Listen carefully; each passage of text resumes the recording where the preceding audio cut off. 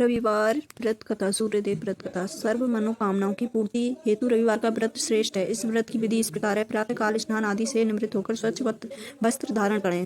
स्वस्थ होकर परमात्मा का स्मरण करें। भोजन तथा फलाहार सूर्य के प्रकाश रहते ही कर लेना उचित है। यदि नहाकर रहने पर सूर्य छिप जाए तो दूसरे दिन सूर्योदय होने पर अर्घ्य देने के बाद ही भोजन करें। व्रत के दिन नमकीन तेल युक्त भोजन कदापि न करें। इस व्रत को करने से मान सम्मान बढ़ता है तथा शत्रुओं का नाश होता है।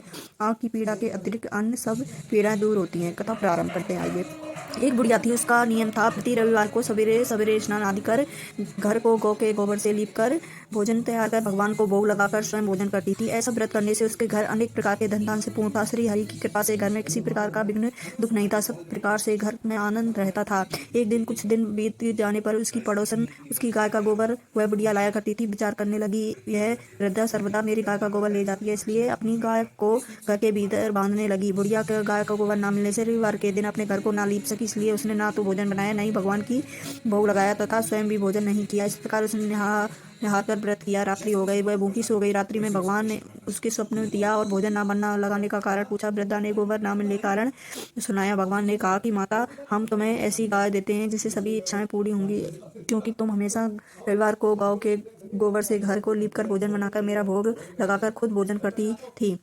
इससे मैं खुश होकर आपको वरदान देता हूँ। निर्धन को धन और बांझ स्त्रियों को पुत्र देकर दुखों को दूर करता है, अंत समय में मोक्ष देता है। स्वप्न में ऐसा वरदान देकर भगवान ने अंतर्धान हो गए। वृद्धा को आंखें खुली तो वे देखा कि आंगन में एक अति सुंदर गाय बछड़ा बंधे हुए हैं। वह गाय बिछड़े को देखकर अति प्रसन्न हुई, उसके घर के बाहर बांध दिए और बड़ी वहीं खाने को चारा डाल दिया। तब उसकी पड़ोसन ने बुढ़िया के घर के बाहर एक अति सुंदर गाय और बछड़ा देखा तो उसके कारण अपना हृदय जल उठा। उसने देखा कि गाय ने सोने का गोबर दिया है। वह उस गाय का गोबर ले गई और गाय को गोबर उसकी जगह पर रख गई। वह नियत प्रतिदिन ऐसा ही करती। सीधे सीधे बुढ़िया को इसलिए खबर नहीं लगी होने पर सर्वव्यापी ईश्वर ने कहा कि चालाकी पड़ोसन के कर्म से बुढ़िया ठगी जा रही है। तो ईश्वर ने संध्या के समय अपनी माया से बहुत जोर से आंधी चला दी। बुढ़िया ने अंधेरों के से अपनी गाय को अंदर बांध लिया। प्रातःकाल जब बुढ़िया ने देखा कि गाय ने सोने का गोबर दिया तो उसका आश्चर्य की सीमा नहीं रही। वह प्रतिदिन गाय को घर के भीतर बांधने लगी और पड़ोसन ने देखा कि बुढ़िया गाय को भीतर बांधने लगी है तो उसको सोने का गोबर उठाने का दाम नहीं लगा। तो वह ईसा और ढाई से जल उठी और कुछ उपाय न देखा। पड़ोसन ने उस देश के राजा को सभा में जाकर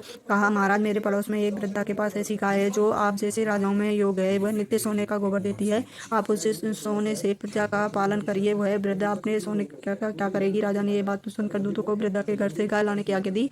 वृद्धा प्रातः ईश्वर का भोग लगा भोजन ग्रहण करने जा रही थी कि राजा के कर्मचारियों ने गाय खोल कर ले गए। वृद्धा काफी रोई चिल्लाई, किंतु कर्मचारियों के समक्ष कोई क्या कहता। उस दिन वृद्धा गांव के वियोग में भोजन न कर सकी। उस रात भर रो रो कर ईश्वर ने गाय को पूर्ण पाने के लिए प्रार्थना करती रही। उधर राजा गांव को देखकर बहुत प्रसन्न था, लेकिन सुबह जैसे ही उठा सारा महल गोबर से भरा दिखाई देने लगा। राजा यह देखकर घबरा गया। भगवान ने रात्रि में राजा को स्वप्न में कहा, हे राजा, गाय को वृद्धा के घर लौटाने में ही तेरा भला है। इसके रविवार के व्रत से प्रसन्न होकर मैंने उसे गाय दी है। प्रातः होने पर राजा ने वृद्धा को बुलाकर बहुत से धन के साथ सम्मान के साथ गांव और बछड़ा लौटा दिया। उसकी पड़ोसन को बुलाकर उचित दंड दिया। इतना कहने के बाद राजा के महल से गंदगी दूर हुई। उसी दिन से राजा ने नगरवासियों को आदेश दिया कि राज्य को अपनी समस्त मनोकामना की पूर्ति के लिए रविवार का व्रत करो। व्रत करने से नगर के लोग सुखी जीवन व्यतीत करने लगे। कोई भी बीमारी तथा प्रकृति का प्रकोप उस नगर पर नहीं होता था। सारी प्रजा सुख रहने लगी। जय हो सूर्यदेव भगवान। जैसे उस बुढ़िया को वर्षा ऐसे सभी को वर्षना। लाइक सब्सक्राइब करें प्लीज़ मेरे यूट्यूब चैनल को। Thank you.